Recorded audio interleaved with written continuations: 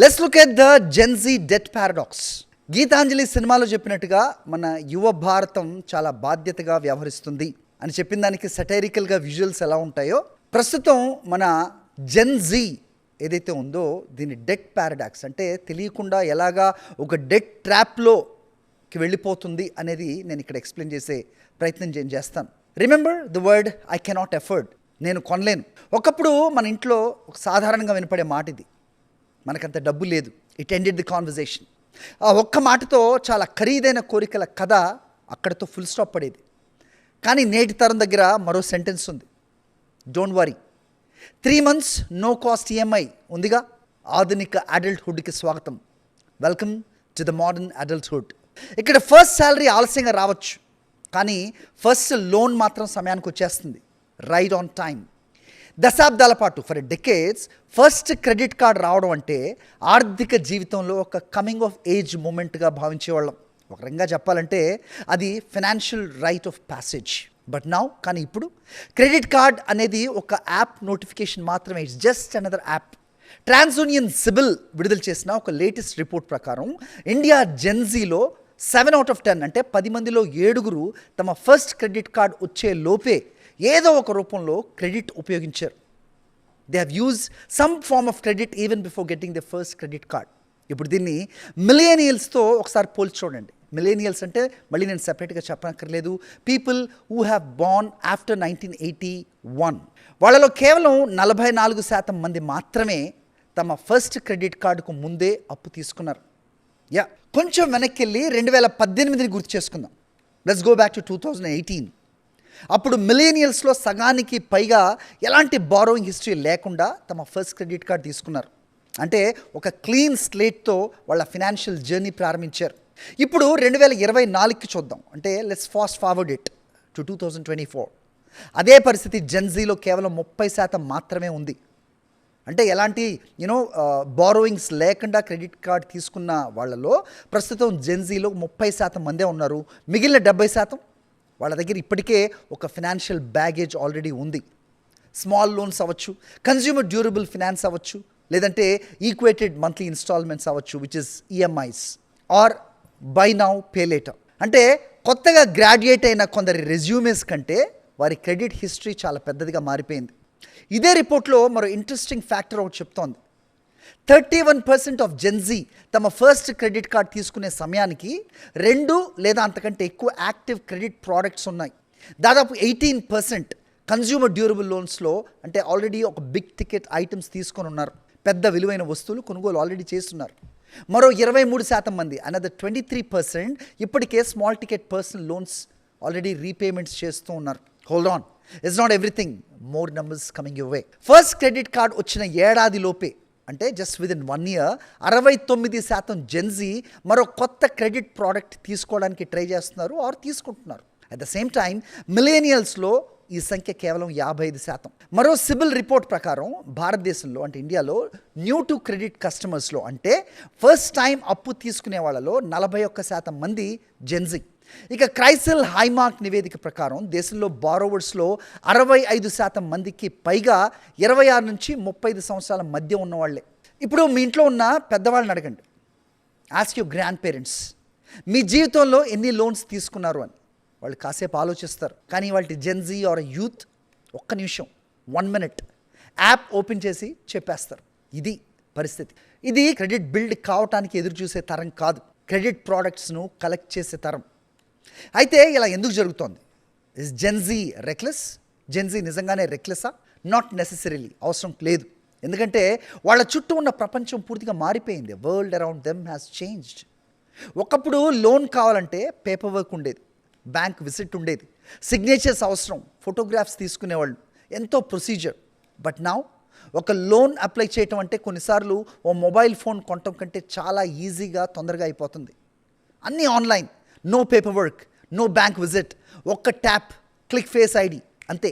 Congratulations, your brand new sneakers is financed అనే మెసేజ్ వస్తుంది. టెక్నాలజీ బారోయింగ్స్లో ఉన్న ఫ్రిక్షన్ను తీసేసింది. It has eliminated the friction. Unfortunately at the same time మనలో ఉండే హెసిటేషన్ను కూడా తీసేసింది. ఈ తరం డెట్తో ఏర్పరచుకుంటున్న సంబంధాన్ని 3 factors ఇంపాక్ట్ చేస్తున్నాయని చెప్పొచ్చు.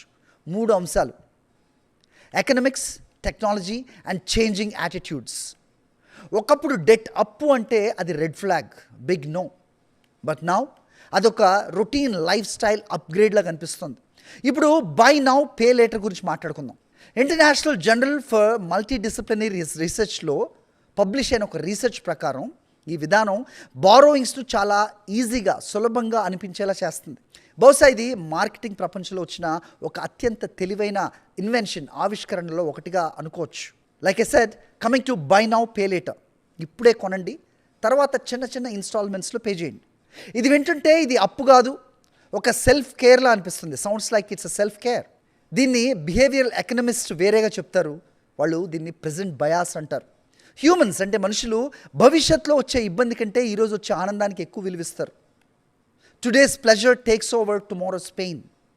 To say it even simpler way, today's dopamine, tomorrow's problem. ఇక్కడికి సోషల్ మీడియా కూడా చేరింది.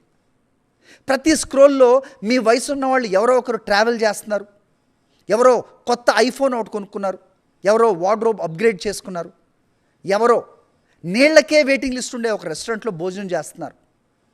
ఇప్పుడు మీకు ఆ వస్తువు కావాలనిపించదు. You don't want some product, you want that life style. ఆ లైఫ్ స్టైల్ కావాలి అనిపిస్తుంది. ఇక్కడే క్రెడిట్ అనేది నిశ్శబ్దంగా రంగంలోకి దిగుతుంది. అది ఒక 2 క్వశ్చన్స్ వేస్తుంది. ఏంటంటే, ఇది కొనడానికి నీ దగ్గర డబ్బు ఉందా అని అడగదు. నెలకు 800 రూపాయలు ఈఎంఐ నువ్వు కట్టగలవా అని అడుగుద్ది. ఈ 2 ప్రశ్నల మధ్య చాలా పెద్ద తేడా ఉంది. ఇందులో పియర్ ప్రెషర్ కూడా ఉంటుంది. సోషల్ మీడియా ఇన్ఫ్లుయెన్సర్స్ కూడా ఇక్కడ ఎంటర్ అవుతారు. They are called finfluencers. Earlier generations అంటే మునుపటి తరాలు డబ్బు ఆర్ డెట్ విషయంలో అడ్వైస్ తల్లిదండ్రులను అడిగేవాళ్ళు. బట్ నౌ ఇన్స్టాగ్రామ్ని అడుగుతున్నారు. చూస్తే ఇక్కడ here every one seems experts. అక్కడ ఫినాన్షియల్ ఎక్స్పర్ట్స్ లాగే కనిపిస్తూ ఉంటారు. అనదర్ రీజన్ ఇంకోటి చూసుకుంటే ఫోమో అంటే ఫియర్ ఆఫ్ మిస్సింగ్ అవుట్. అంటే అందరు ఫ్రెండ్స్, ఆల్ ఫ్రెండ్స్ ఏదో ఒక క్రెడిట్ ప్రోడక్ట్ వాడుతున్నారు, అయితే తాను కూడా వాడాలి అనిపిస్తూ ఉంటుంది. ఇప్పుడే జెన్జీ చాలా బాధ్యత లేకుండా ఖర్చు చేస్తుంది అనే ఒక వాదన ఉంది. ఇన్స్టెంట్ గ్రాటిఫికేషన్కి బానిస అయింది యువత అనేది.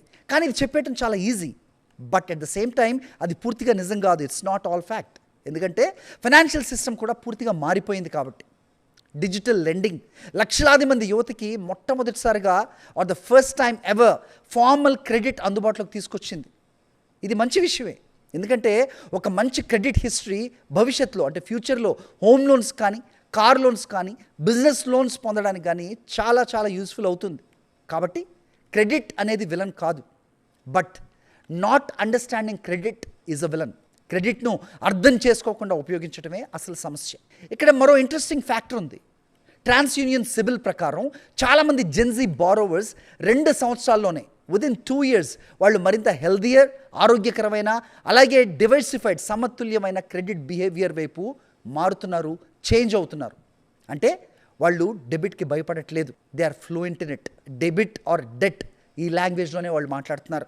Is this a compliment or warning? ఇది ప్రశంస లేదంటే హెచ్చరిక? దీనికి ఆన్సర్ వాళ్ళు ఇకపై ఎలా వ్యవహరిస్తారు అన్న దానిపైన ఆధారపడి ఉంటుంది. Depends on what comes next. ప్రతి తరానికి ఒక అడల్ట్హుడ్ని గుర్తు చేసే ఒక ప్రతీక ఉంటుంది. ఆ standard, symbolic or social bench mark.